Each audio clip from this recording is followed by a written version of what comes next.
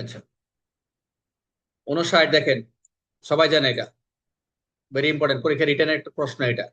আপনারা যারা পরীক্ষা দেবেন এটা লিখিত প্রশ্ন। 59 বলছে অ্যারেস্ট বাই প্রাইভেট পার্সন, অর্থাৎ আমরা তো গ্রেপ্তার করতে পারি এবং জনসাধারণকে ক্ষমতা দেওয়া হয়েছে অ্যারেস্ট বাই প্রাইভেট পার্সন, অর্থাৎ জনসাধারণ কর্তৃক গ্রেপ্তার। And procedure on sucks arrest, অর্থাৎ যদি এই প্রসিডিউরটা কেমন হবে, যদি জনসাধারণ পাবলিক যদি কাউকে গ্রেপ্তার করে, এর নিয়ম বা পদ্ধতিটা কি, কোন ধরনের অপরাধের ক্ষেত্রে এটা গ্রেপ্তার করতে পারবে। তাহলে আমরা মূল বিষয়টা আমরা জানতে চাই, প্রাইভেট পার্সন বা সাধারণ নাগরিক গ্রেপ্তার করতে পারে।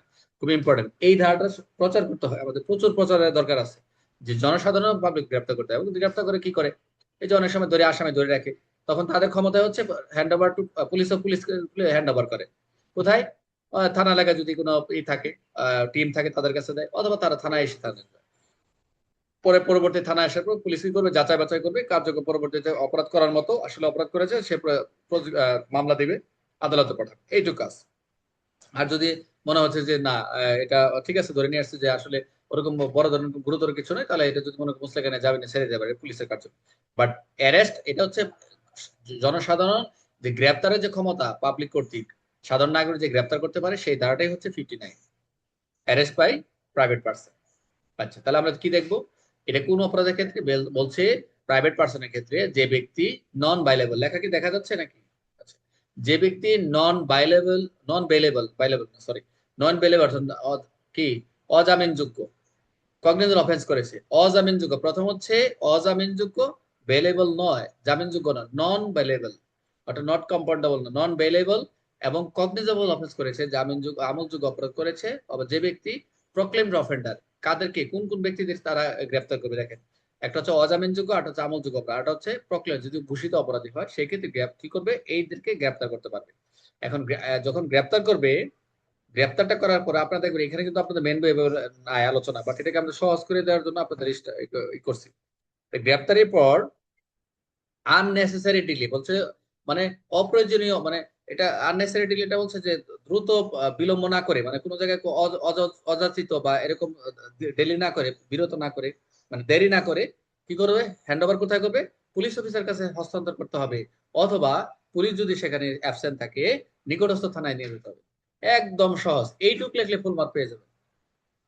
আই রিপিট, প্রথম হচ্ছে নন ভেলেবল কগনিজেবল, এটা কিন্তু এমসিকিউ আর কি, যে ব্যক্তি প্রক্লেম অফেন্ডার, এই তিনটি ক্ষেত্রে গ্রেপ্তার করবে আননেসেসারি ডিলে, দ্রুত, অনাবশ্যক, ও আননেসেসারি ডিলেটের বাংলাটা আরেকটা আছে, অনাবশ্যক বিলম্ব করে, দেখবেন আপনাদের মেন বই মনে তাই লেখা আছে, আননেসেসারি ডিলে মানে অনাবশ্যক বিলম্ব না করে তাকে পুলিশ অফিসারের কাছে হস্তান্তর করতে হবে, যদি সেখানে পুলিশ যদি না থাকে, অ্যাবসেন্ট থাকে, তাকে থানা নিয়ে যেতে হবে, এটা হলো মূল কথা।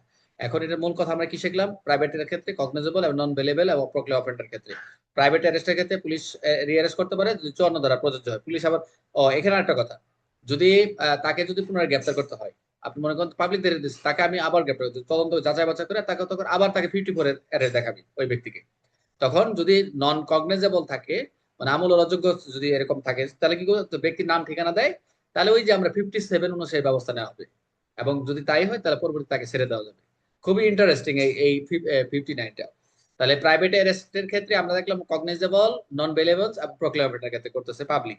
পাবলিক করে কি করতে, আননেসেসারি ডিলের ক্ষেত্রে সে দ্রুত থানায় দিতেছে, পুলিশের কাছে, পুলিশ যদি সেখানে ঘটনা না থাকে তাহলে থানায় দিচ্ছে। এখন পুলিশ কি করতেছে, যদি পুলিশ যদি আবার রিঅ্যারেস্ট করতে চায়, তাকে 54 অ্যারেস্ট করবে, যদি যাচাই বাছাই করার পর যদি হ্যাঁ প্রযোজ্য হচ্ছে 54 অ্যারেস্ট করবে। যদি যদি 54 অ্যারেস্ট না দেখানো যায়, বা যদি দেখা কগনিজেবল অফেন্স নয়, নন কগনিজেবল অফেন্স, সেই ক্ষেত্রে নাম ঠিকানা যদি সঠিক পাওয়া যায়, সেই ক্ষেত্রে 57 অনুযায়ী ব্যবস্থা নেওয়া যাবে। অর্থাৎ যদি এরকম হয়, তো অপরাধের প্রমাণ না থাকে, তাকে 57 অনুযায়ী, অর্থাৎ তাকে কি তৎক্ষণাৎ মুক্তি দিয়ে দিবে। সবাই ক্লিয়ার? বুঝতে পারছেন বিষয়টা, না বুঝেন নাই?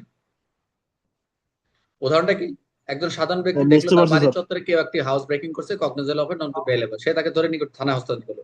সেই ব্যক্তি নন কগনিজেবল অফেন্স করে নাম ঠিকানা না দেয়, পুলিশ তাকে 57 অনুসারে অ্যারেস্ট এবং বন্ড করতে পারে।